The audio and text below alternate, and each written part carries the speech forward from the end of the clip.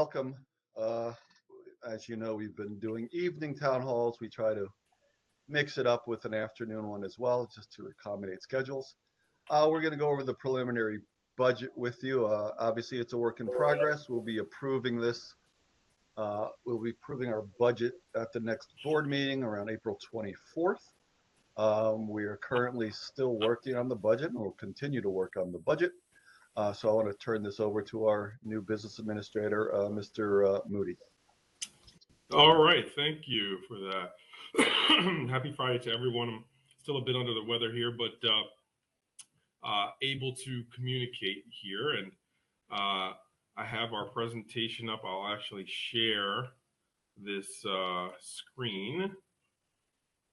Okay, hoping everyone can see that. And for those of you who have joined us on other budget town halls, only, slight adjustments. We're making slight adjustments as the days move forward to our budget. It definitely is still a work in progress, but we are in keeping with the level set forth here. What I'm going to start by doing is kind of just go into our process, how we actually engaged in this budget development process and why it was different from the prior years. And just really what new insights we've been able to derive over the process. I'm going to go through our projected revenue and all of the categories of revenue that we looked at in close detail, and also our projected enrollment, projected expenditures, the tax impact, and the remaining dates on the budget calendar.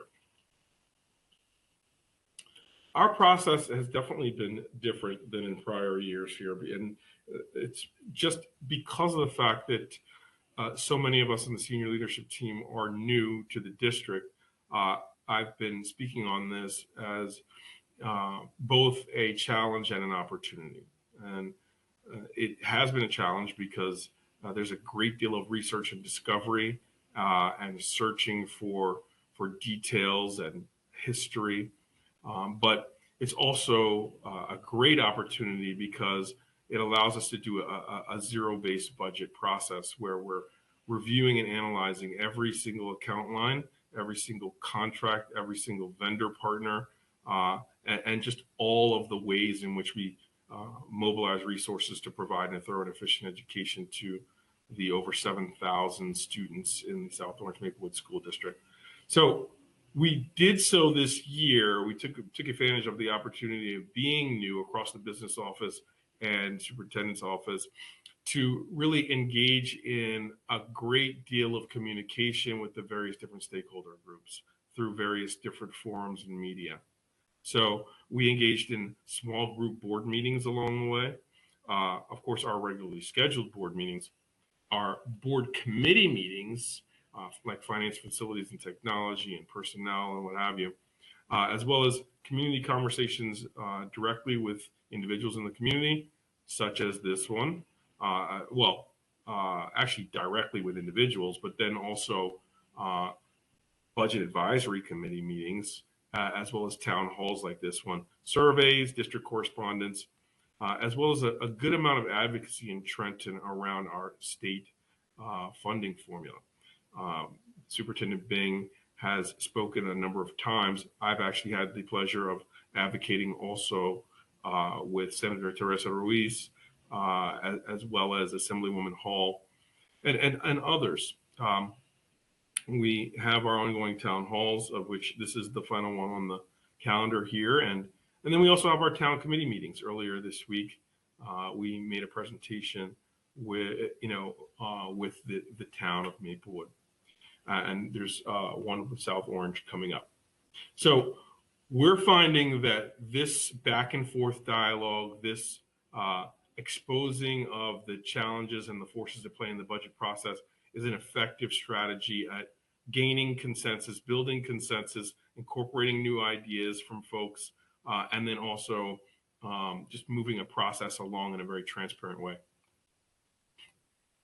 This is the budget calendar I spoke of. The remaining dates on it are our Finance, Facilities, and Technologies Committee meeting that's taking place on April 16th. We also have a board meeting to present the final budget to the full board for review, and then a board meeting to act as a public hearing for the 25-26 budget and final budget presentation, and to gain approval to submit it to the county. We've already submitted the preliminary budget to the county on March 19th. Our final budget is due in April. And we are fine-tuning and making adjustments. We have been, we were hopeful in the beginning of this process and have remained, committed to gaining the discovery, refining, and making changes and adjustments in a very meticulous way over the course of the process. So that continues. On to our projected revenue. Our general operating revenue for 25-26 is projected to be 170 million, approximately 170,225,226, and that is comprised of a 2% increase in the local tax levy. There's an enrollment waiver where we're projected to have increased enrollment year over year of approximately 200 new students. We were lucky enough to benefit from a 6% increase in state aid year over year, which took us, which gained an additional 619,000 to take us to 10.9 million. There's a lot of districts out there who either came in flat with their funding or also experienced up to a 3% decline. So we benefited from a 6% increase, and that's gone a long way to help us to meet the needs of the district and close any budget gaps that may have existed. We've also chosen to earmark an array of projects as one-time maintenance projects that we can pull from our maintenance reserve to really address over the course of the 25-26 year. And there's anything from fencing projects to concrete projects to necessary updates to fire alarm systems, things of that nature that are maintenance in nature. Year over year, we're projecting an increase in extraordinary aid, or we're budgeting for an increase in extraordinary aid of about 500K up to 2.5 million, given the magnitude of our special services community and the expenditures to provide an education, and as well as handling any and other costs that may come from special services such as out-of-district placement and transportation. Also, in this line on the budgeted fund balance, what you'll see is 7.044 million in 2024 and 6.893 million in 2025.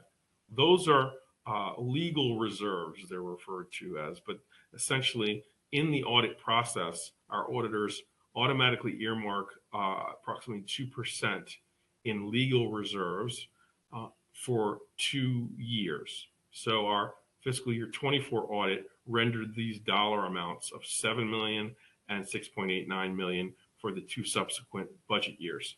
Each year that takes place, and it's a thing to actually really note, because we have to have fund balance enough to actually earmark those 2% dollar amounts for the 2 subsequent years. That said, in this budget season, we've been called upon to budget around 4.45 million of our unassigned fund balance from the prior year for use in this budget year. Our semi-aid in the prior year was 195K, significantly declined year over year to 22,000. We're budgeting 90% of the 24,788 that would be 100% of our semi.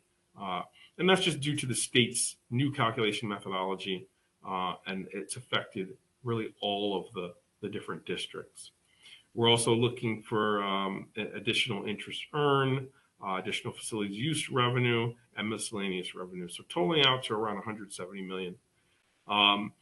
Our special revenue fund, we're looking at only budgeting about 70% of prior year awards. So that has rendered those dollar amounts there. And as everyone may have heard, there's a great deal of uncertainty at the federal level as to, what's going to happen with things like IDEA, ESEA, Title 1, 2, 3, 4, 9. A good deal of uncertainty there. So we're budgeting at around 70% there. Also, our debt service fund, our total principal and interest for all of the bond issuances from 2014 through 24 has totaled to $13 million. We're called upon to fund that principal and interest in the 25-26 budget year through either through a combination of debt service aid, any remaining balances that we have in fund balance for debt service, and our debt service tax levy. So those are the dollar amounts commensurate with that, and that total up to the $13.03 million. We'll spend more time on that momentarily. Then there's also the contribution to our preschool education, and that's $1.747 million. And so total revenue of $192 million for the year. And that revenue is apportioned accordingly: 83% local tax levy, around 7.9% state aid, maintenance reserve use of 1.5%, and budgeted fund balance of 6.7%, local revenue of 0.7%, and then semi at about 0.001%. On these slides, it kind of gives a picture of our enrollment trajectory over the past 10 years. There was enrollment growth. This is at the high school, same pattern across middle schools and elementary schools. Peaked out around 1920. Of course, we had our global pandemic, which did serve to decrease the population, but it's trending back upwards. And you'll see the same trend across high schools, middle schools, as well as elementary schools. And largely, this picture is over the years preceding up to 23-24, and you'll see that there's also a growth in certificated staff and teachers along that time frame. In terms of the expenditure side, I've been talking about the sources of funding.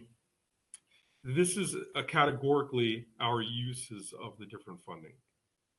Largest categories that stand out, of course, are our esteemed faculty and staff at salaries, $82 million, and then $22 million in benefits. So, that's, of course, largely the case for school districts, that it's about people, it's about your staff who's doing the instruction.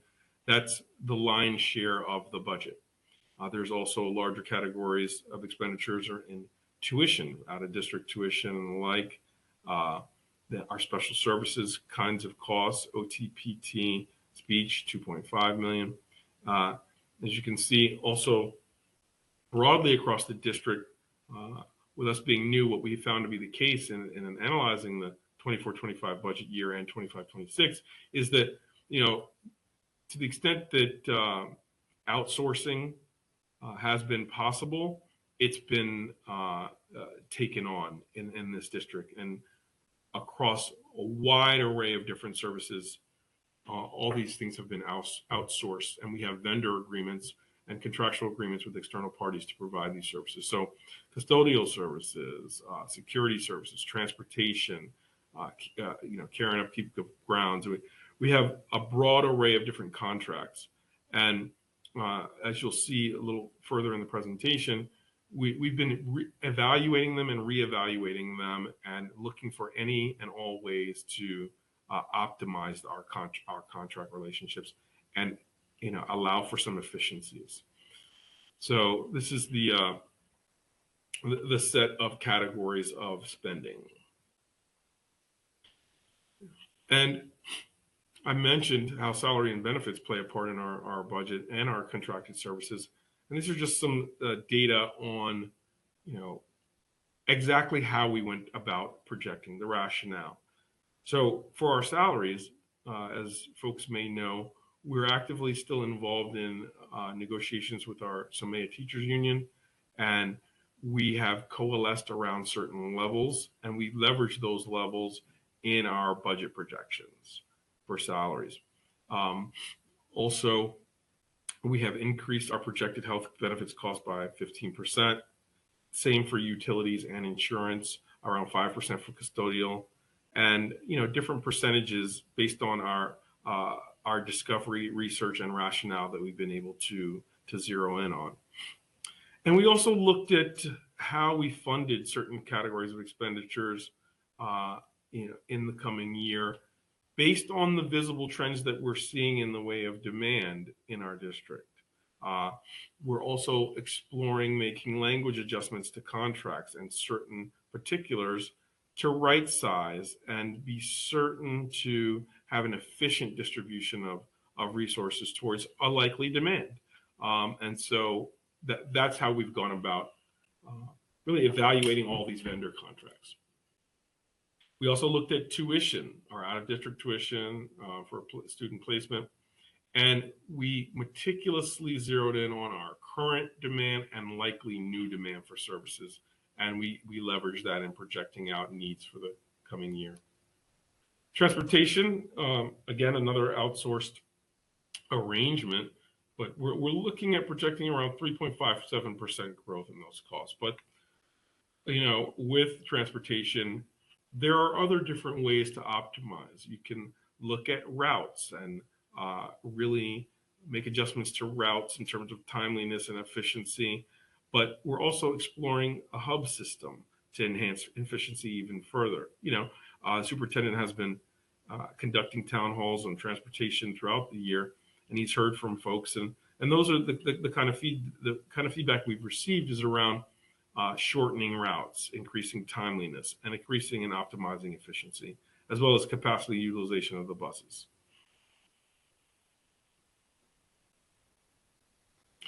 This is our picture of expenditures versus revenue. It just shows that everything balances. We've seen these numbers before. And more around our budget challenges. I alluded to this earlier when I was talking about revenue, but there's a tremendous amount of pressure on fund balance in our school district, as well as broadly every school district in the state.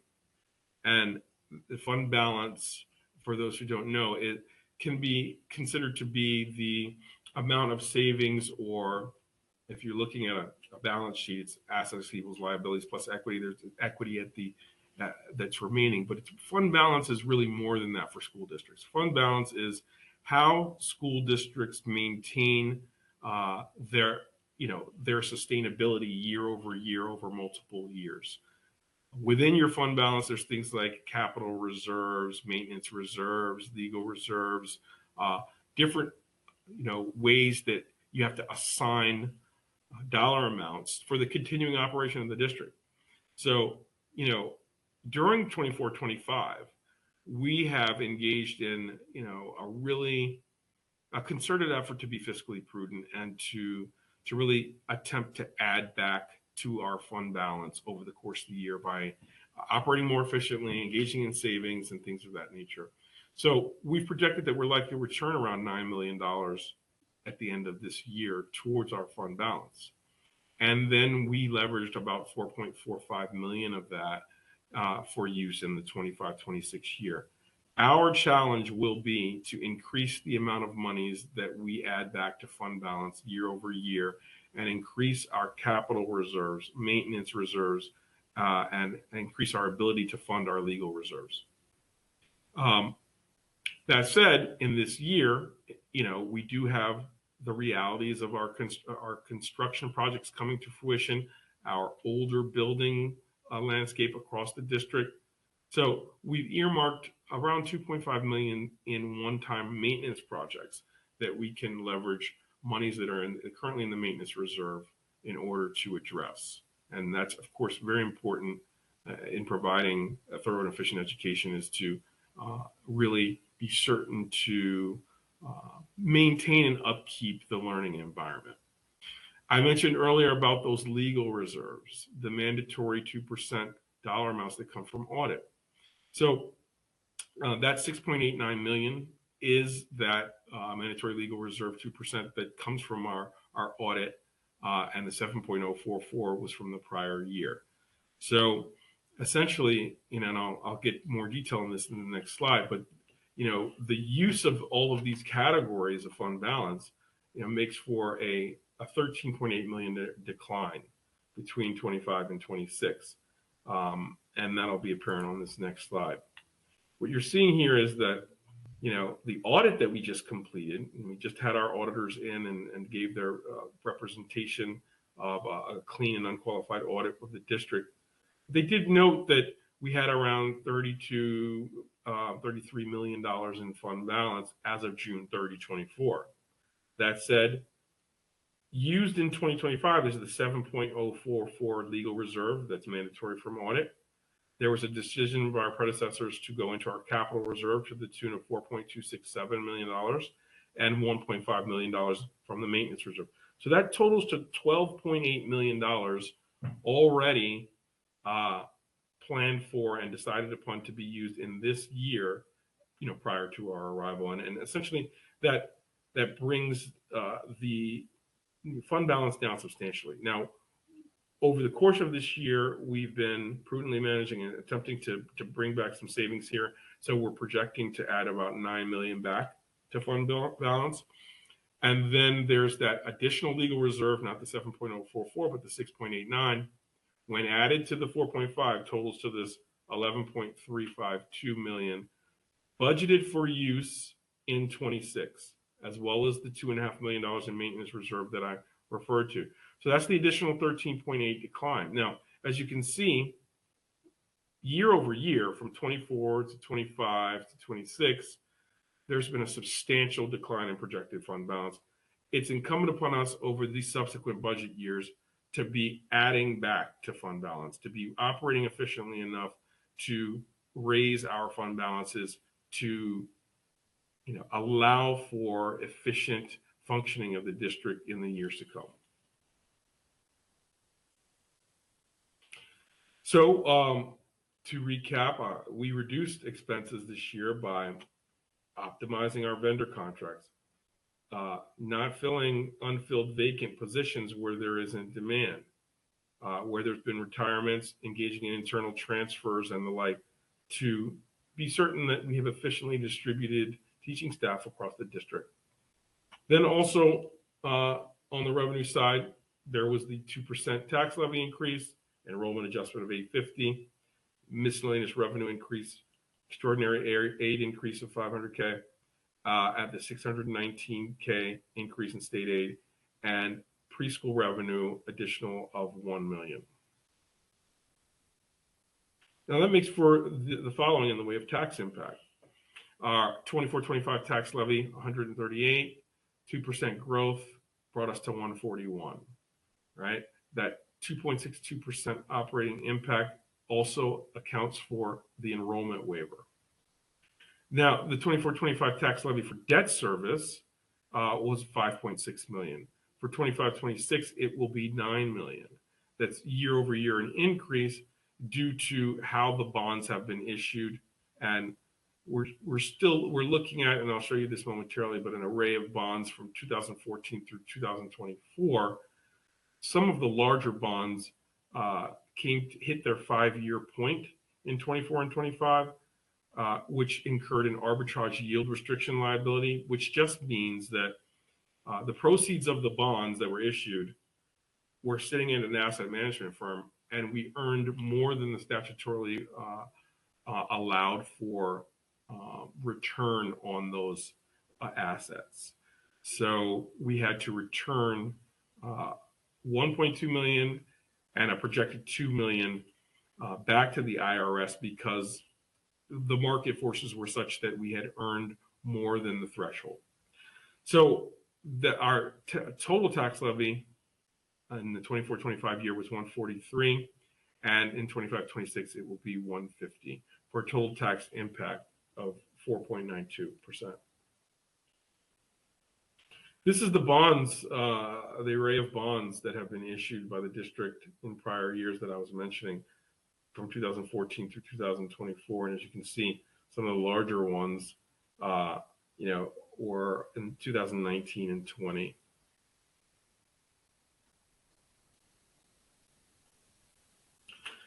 So just a recap of budget highlights. We are projecting to tap our maintenance reserve where necessary and possible to the tune of a cap of 2.5 million. We've also reprioritized additional projects to future Board of School Estimates bond issuances. We are going to engage in conversations with our Board of School Estimates and just plan for our future. As you saw with the last page with the prior years of bond issuances, there's been a lot of bond issuance for capital construction costs, and we're completing out those projects. So we want to be mindful, intentional about how we leverage this facility to finance new projects moving forward.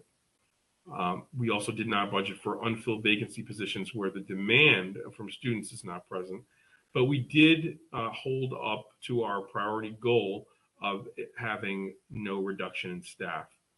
I will say that we've been blessed thus far to be able to fashion a budget that is thorough and efficient, and it does meet the needs of our projected needs of our students without engaging in a reduction in staff, unlike a lot of districts out there that are having these challenges and have hit their fiscal cliffs a bit sooner, and as such have had to engage in reductions in staff. So with that, I'll finish the presentation, and Superintendent Bing, you want to add anything there? Well, Shai, if you can just check to see if there's any questions we can catch up on. Absolutely. There were a few as we were going through that mentioned reserves. So I think you may have answered them in the next slide afterwards, but I want to ask it again. How much total do we have in our reserve? I think that one page listed this year and previous years and the change that has been reflected. But a next question asked, question on the slide about the change in reserves. I didn't understand in the first town hall. In 2025, reserves used in 2025 are 12 plus million, but then 9 million is added back to the reserve. Where did this 9 million come from, and do we expect an addition to the 2025-2026 school year in addition to the usage of 13 million? So we froze all funding and hiring in January 2025. So part of that number are those savings. We also had calculated attrition in that number. Amani, I think those are the two bigger ones that are in that 9 million. Yeah, that is correct. I mean, essentially, with spending freeze in January, which substantially halted but didn't completely halt spending, we're able to, project forward for the remainder of the year and look at our balances and say, okay, this is a likely amount that we will save from that. And, we projected forward use of about $2 additional million through June 30 and $7 million remaining to add back to fund balance in the prior year. That said, there's also the breakage that you spoke of. Every year, school districts have breakage, and breakage is defined kind of as the savings that are incurred from transitions in staff, and there are retirements, there's folks that leave the district, there's leave replacements and the like. So there's some salary breakage that happens there, and we projected. We also have to account for being able to actually pay for the retroactive pay adjustments that ultimately are rendered from the salary negotiations. So, a combination of all of those moving forces, and that's what's projecting our ability to add back that $9 million to fund balance at the end of this fiscal year. But as you might imagine, we can't budget with all of that money because it hasn't realized as of yet. But some of it we were able to do so to the tune of about $4.4 million. Thank you. And also along the lines of assessing amounts, what type of benchmarking or procedures were performed over the expenditure amounts to assess the reasonability of the amounts? How does our district compare to others? And then there's a second question. Yeah, how does our district compare to others, and what benchmarking protocols did we use to assess its ability? Well, as Amani noted, we did a zero-based budgeting process. We were kind of forced to do so when we came in. We had to reconstruct the 24-25 budget. We used a zero-based structure to do that. We work pretty closely with our county counterparts. Monty works closely with his county BAs. I work closely with my county superintendents. So in regards to ratio numbers, average costs, we have all that. We utilize that data. We use comparative data in regards to building these budgets. I think our biggest opportunity or advantage was utilizing a zero-based process, wherein we looked at asks. We had folks justify those asks, and then we also had them demonstrate data or support it with data. We wanted to make sure that we were data driven when composing these budgets, and we've kind of stuck to that moving as we've been moving through this process. Absolutely. Thank you, Superintendent Bing.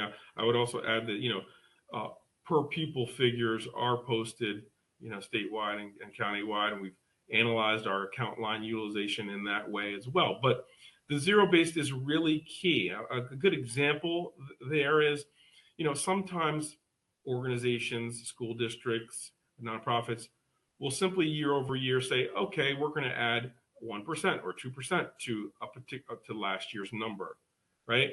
But in our circumstance, we had to be super granular and meticulous, and because we had to develop an understanding of what's real in the budget.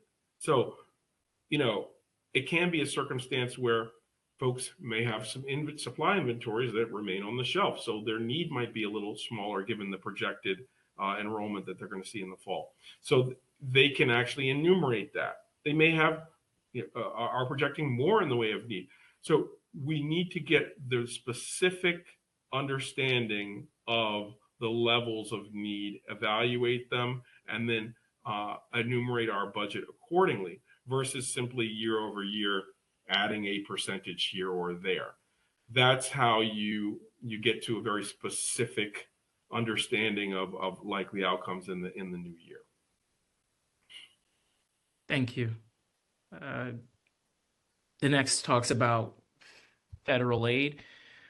What would we say the total exposure of revenue / aid coming from federal agencies, assuming they stop providing any funding, what would the impact be? And if the federal cuts are deeper than the 70% projected, what would our plan of action be? We're about $2.5 million from federal funding. Obviously, much of the funding we receive from the state of New Jersey is federal funding, but it goes through the state. So there's various layers to that impact. Directly, we get about $2.5 million, maybe a little less, but our worry is obviously the impact that it will have on the state funding, which directly impacts us. As noted in the budget, we were told only to budget 70% of title funds, which we did. IDEA is still up in the air. We have not heard much around that funding. So we are currently in the wait and see phase as we are moving forward. Thank you. Next is on professional development. Given the district's goal to strengthen Tier 1 instruction, how are we prioritizing funds for professional development and coaching to support teachers? We kept those things in mind as we formed this budget, professional development and training. We tried not to reduce in curriculum and instruction's budget. We are also transitioning to a train-the-trainer model, which allows us to train in-house people and then have those in-house people turnkey that training to other staff. That has reduced our cost for professional development in the 25-26 school year. We also want to use our in-house champions. We have many people in-house that have expertise that we plan on tapping as well.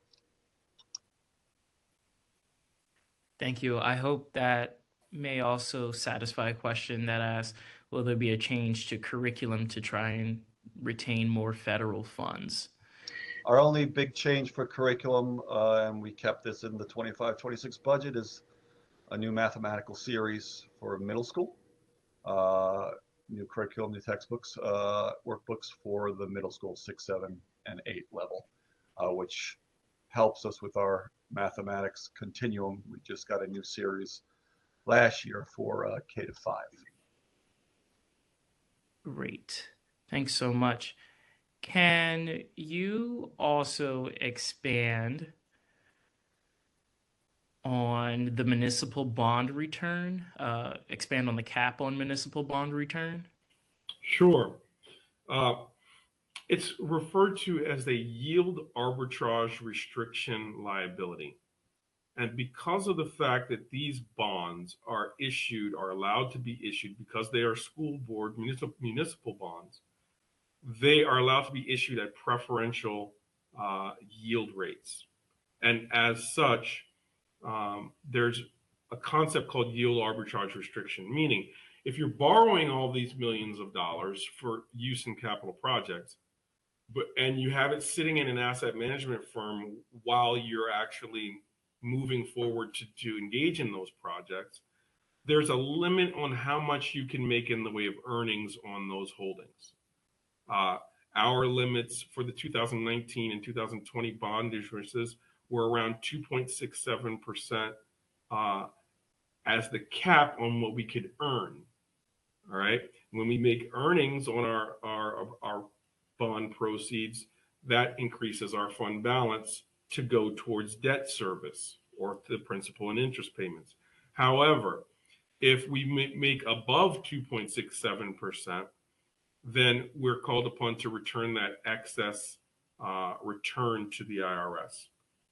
They only take an assessment of this, in the fourth to fifth year after bond issuance. So the 2019 bond issuance had this circumstance take place in 24, and the 2020 bond issuance has this circumstance take place in 25. As such, we had to return 1.289 million in excess returns to the IRS in October of 24.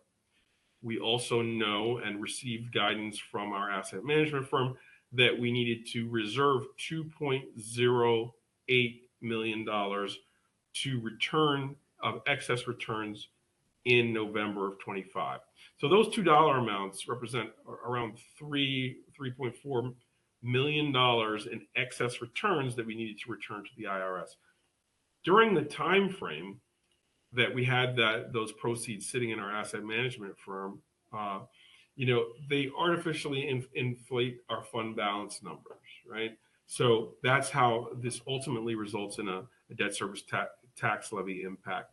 But this is all associated with the general regulations associated with bond issuance and was known to all parties when these bonds were issued. So it's unfortunate that we are subject to that cap on what we can earn, but it is because of the preferential interest rate at which we borrowed.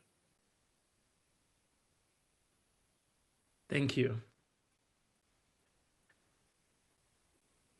The next question asks about our maintenance and facility plans. The performing arts have been hit hard in the last few years in budget reductions. Happy to see that there will be no cuts to staff.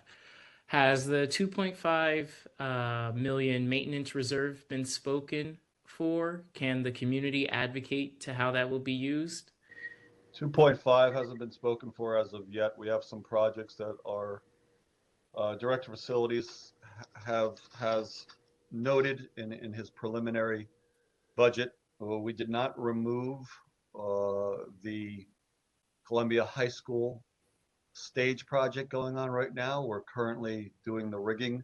This summer we'll be doing the lighting.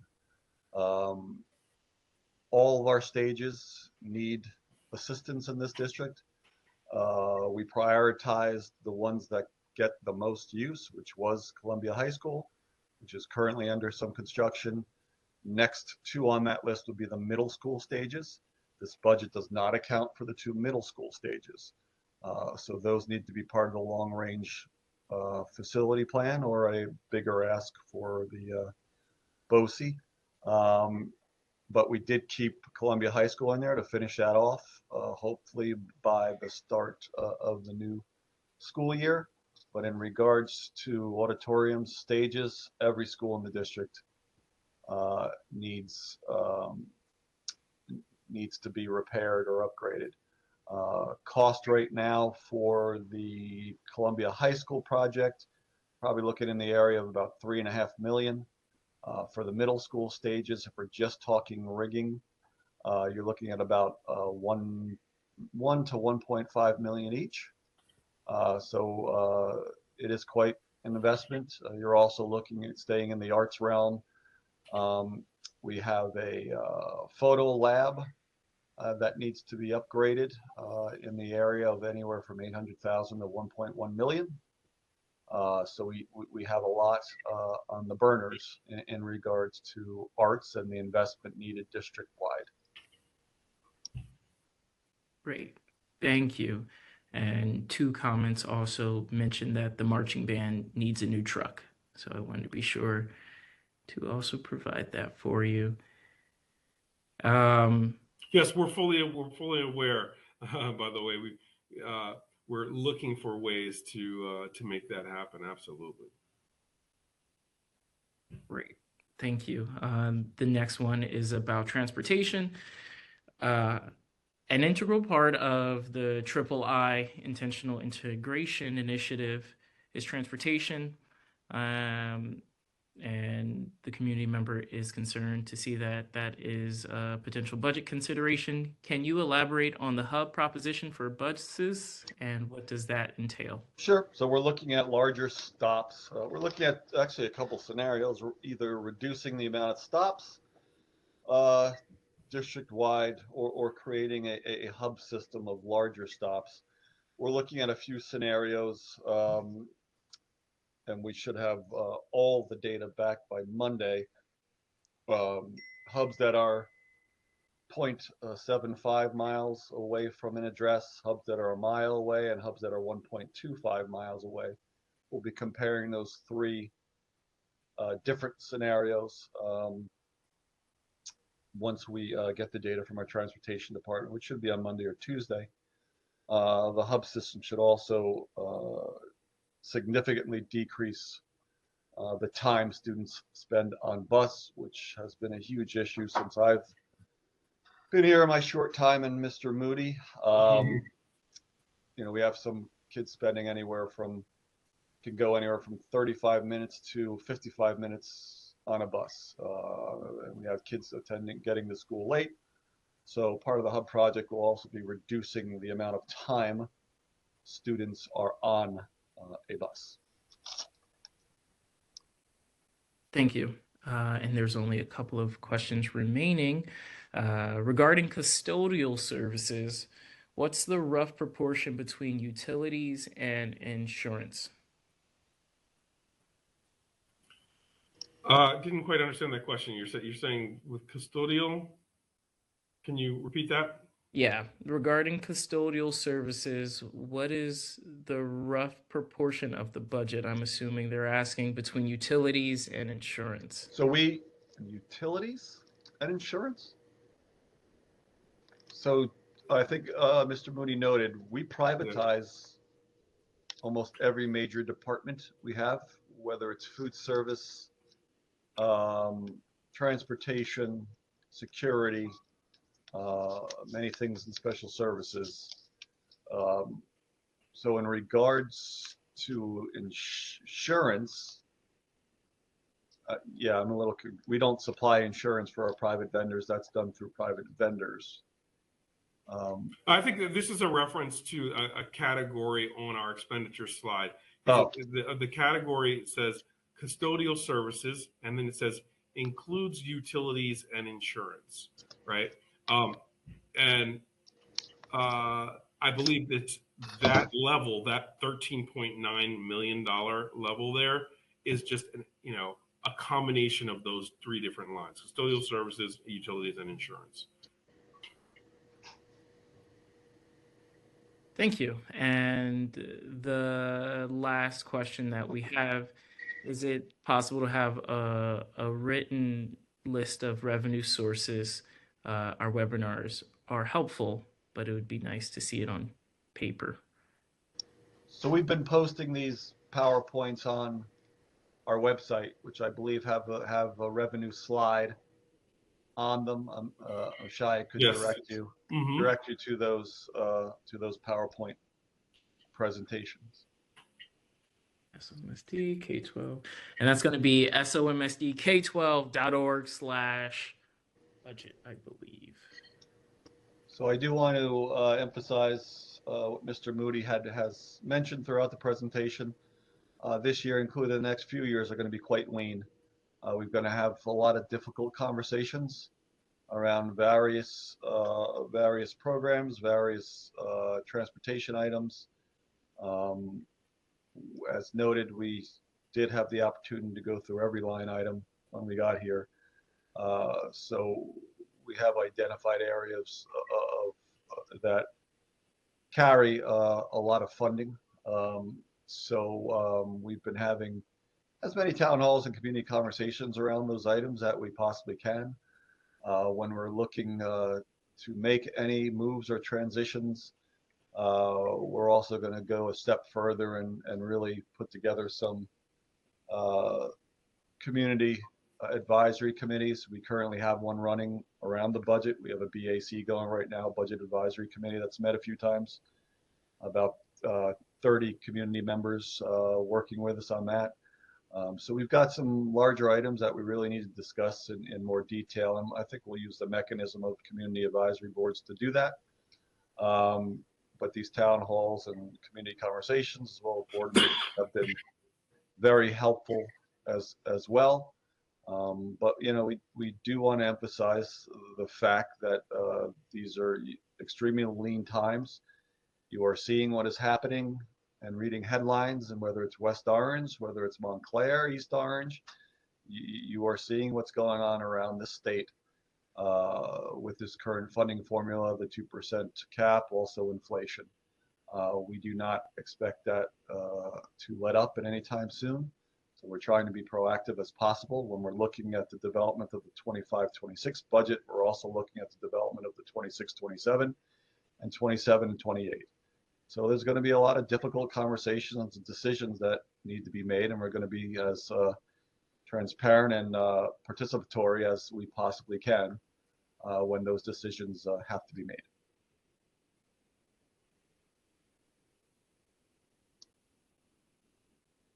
Thank you. Any more questions, Ashaya? Yeah, we have a few more that have popped up. Is there any plan to fix the track at Underhill? It is in our 5-year long-range facility plan. Right now, we're in the development stage of that plan, so all data has been collected. That was one of the items that was noted as in need of repair. So right now, our architect firm is putting together the data. Data has come from surveys of parents. That window just closed today. We got about 500 people responding to that survey. Survey from teachers.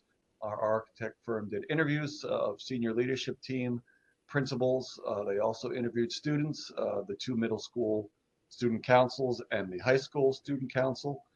They also did walkthroughs on their own and made a list of things they thought needed improvement. So we've tried to involve all stakeholders in regard to this pre-work for developing a 5-year long-range facility plan. Now we really have to get to the point of prioritizing and where we want to be over the next 5 years. But the recoding of the track is on the big preliminary list. Thank you. A good question, especially talking about vendors and outsourcing. Is outsourcing many of our services that we have vendor agreements in place for considered the best practice amongst our peer districts? And So it looked like about a decade ago, the district started privatizing departments. My only guess is could be for initial savings. Usually after anywhere 5 to 6 years in regards to privatization, it levels itself out. So currently we are looking, as Mr. Mooney noted, at vendor contracts, and we are looking at bringing back some personnel into house that will reap us some savings, such as security, also some maintenance folks, which hopefully in regards to maintenance will significantly reduce service contracts that we spend anywhere from $2 to $3 million on a year. So yes, we have been meticulously looking at those contracts. Thank you. And just two questions remaining. Is the district looking at being able to address and expand aftercare availability in future budgets? We work hand in hand with YMCA. They have been a absolute wonderful partner, and we have given them space, any space they need, they can have. That's been our motto with them. So if they are choosing to expand, we will definitely accommodate. They have just been absolutely marvelous partners, not only in aftercare, pre-care, but a whole bunch of other things. So big shout out to the YMCA. Thank you. And there are a few that are touching on transportation, and I'll try to condense this as much as possible. My daughter's preschool starts at 8:30. Her bus currently picks her up at 7:29, but she's 3. How is this efficient? And this is regarding transportation, 10.9 million in transportation. Can we briefly touch on what that covers? So 10.9 covers athletics, field trips, out of district transportation for our students with disabilities, in-house transportation, everything under that umbrella. The district used to have its own busing about a decade ago. They slowly started reducing. I think as of 3 years ago, they sold their last amount of buses and went totally private. As noted previously in regards to maintenance and security, we're also looking at an option of bringing back some buses to reduce our transportation costs. Hopefully those buses, 2 or 3, would cover field trips and athletics and really help reduce our current transportation costs. As noted as well, we work with Sussex Consortium around our transportation and bidding routes. The only way really to reduce transportation costs is a reduction in buses or a reduction in stops. And that's why we are currently looking in the discovery stages of a hub model or reducing stops overall. So we're still in the midst of that work. As noted, we should be able to have some hard data and share that with folks next week. Thank you so much. And the last one that was added was thank you for all your hard work, Mr. Bing and Mr. Moody. I know the budget of South Orange and Maplewood is more complex than many of our other district counterparts in New Jersey. So I also echo with one of our community members are saying this is hard work, and you two are doing a really great job at that. As always, if there are any further questions, we're going to be allowing you all to regain 4 minutes of your time. You can email Mr. Bing directly, jbing@somsdk12.org. somsd.k12.nj.us. In the future, we'll fix that up with our new website. The recording of today's webinar for our budget town hall will be added to somsdk12.org/webinars. And thank you for joining us for the 3rd session of these budget town halls. And we look forward to providing updates to the South Orange Village community after we've already done Maplewood Townships. Thank you so much. Thank you all. For immediate attention, please use Ashaya's cell phone number. That's 609.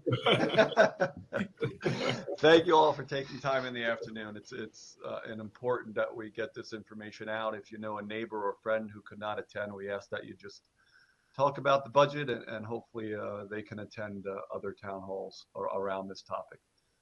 So thank you very much. Appreciate your time. Appreciate everyone's time. Thanks. Thank you. Have a great weekend.